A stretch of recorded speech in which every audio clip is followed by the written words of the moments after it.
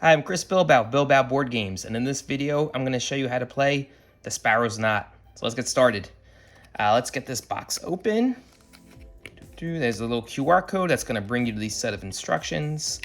There's a whole bunch of text when you first open up. Don't worry about that. We'll talk about that in a minute. Doesn't have to do with the instructions. Okay, here's our cards. And here's our instructions printed right on the box, which is pretty cool. Let's get started here with the overview. So Sparrow's Knot is a solitaire game. We're going to be playing against ourselves, where you draw cards to try to form a grid. And the objective of the game is to clear that grid. In order to do that, you have to make sets with your cards. And those are 3 cards adjacently placed next to each other that either share the same value or have a value in a sequential order, like 6, 7, 8, 5, 4, 3. Right. Once you make those sets, you get to clear them from the grid and put them aside, and it's going to help you later on to clear the grid as well, which is the whole point of the game. So let's keep going here. So now we talk about the setup. So yeah, it's pretty easy. You're just shuffling the deck of cards and placing them face down. You're ready to go. There's a little section up here that talks about the cards, but since I'm here, let me do that for you. So the first thing you'll notice is actually the bird art, right? And then you're going to see these big letters, numbers on the bottom left-hand corner there. Those are the values that are part of the card when we talk about making the sets. That's what they're referring to. Those are the big ones there. They also tell you how many of these cards are in the game, or in the deck itself. So you have 8 8s, 2 2s, 1 1. You get the idea. There's a little bit of text here. These are abilities that's going to help you later on in the game with rearranging your grid. And finally, a little number down here that's unique to each card. And that corresponds back to those flaps with all the text. You can just use that if you want to see what the bird is. You just look up the number over here and it'll tell you exactly what it is. Let's put that back for now. And we'll go back to our instructions. So yeah, the setup is just shuffling them, and we'll go right into how to play. So we shuffle our cards, and then you're just going to draw a card face up from the draw pile and place it somewhere on your grid, which doesn't exist yet. You're going to build it. It's a 4x4 grid, so 4 columns going up and down, which means 4 rows going side by side, which gives you a total of 16 spots. You can draw a card and place it in any one of those empty 16 spots, right? And it's a critical part of the game, right? When you're placing the cards down, remember, you're trying to build those sets, so you want to put cards together that share the same value or are in some sort of sequential order. Because remember, if you make 3 cards that have the same value or in a sequential order, right, you make a set and you get to remove that from the grid, and that's the whole point of the game. But let's talk about sets in a little bit more detail. It says here, if at any point your grid has 3 adjacent cards sharing the same value or have values in a sequential order, you've made a set. So why don't we just actually do this really quick. And the game, you probably want to put some more thought into it. I'm just going to put down some cards quickly. So you got 8, a 7, another 7. If we get another 7, we'll make a set.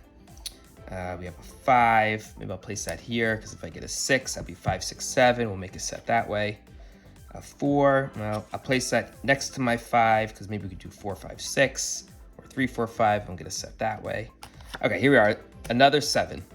So we've now made a set because we have 3 cards that are adjacent to one another, right? They're all next to each other, and they share the same value, which in this case are the 3 7s. So let me put down my deck here. We'll go back to our instructions and we'll follow along. So we've now made a set, and when that happens, the entire row, right, side to side or column, up or down, the entire row or column that the set is in must be removed from the grid. The 3 cards in the set are placed in a save pile face up. So that's these 3. Put them here. Put them right there in our save pile. And if there's a 4th card in that set's row or column, which there is, it's removed from the game. Okay? So that's totally gone.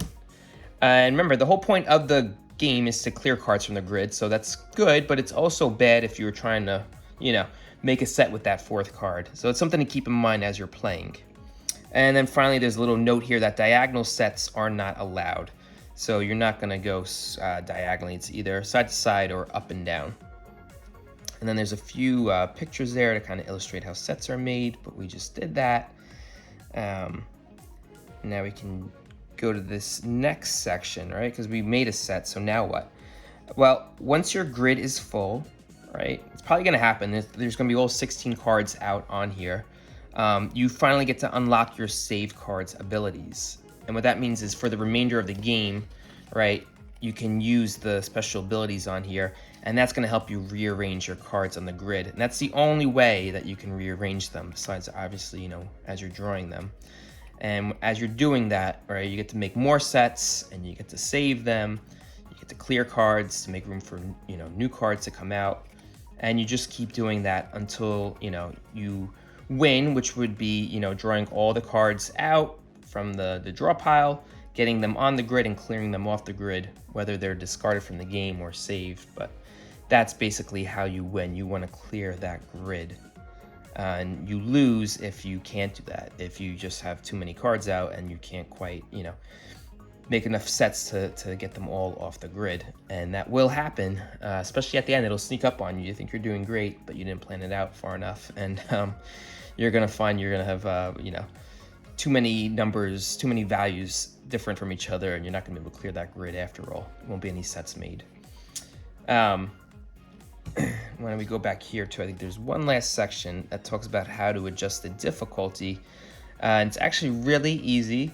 When you make those sets of 3 cards, right, rather than saving all 3 of them, right, like I just showed you, you can make it harder by maybe saving only 2 of them, or even 1 of them, or none of them, which is probably impossible, but go for it. And what that's going to do is later on, you know, make it more challenging when you want to use these cards to rearrange the grid. And it also makes it more interesting when you have numbers in a sequential order, right? Because now they're going to all have different abilities. And just so you know, the further down you go, and the number-wise, not only is it a rarer card, but it tends to have a stronger ability, making it, you know, giving you more freedom to move the grid around later in the game. But that's it. That's the game. It's fairly simple to learn, but you can do a whole lot with it. You know, you can, you know, obviously, if you just want to watch birds outside your window and play a light game, a little puzzle, you can do that. If you want to spend more time on it and keep track of how many cards you drew, how many cards you've discarded so far, and try to plan better for the end of the game, you can do that. You know, it's a really quick setup and teardown. You can have a lot of fun with it. It's highly versatile. And I hope you enjoy it. And thank you so much for listening. Bye.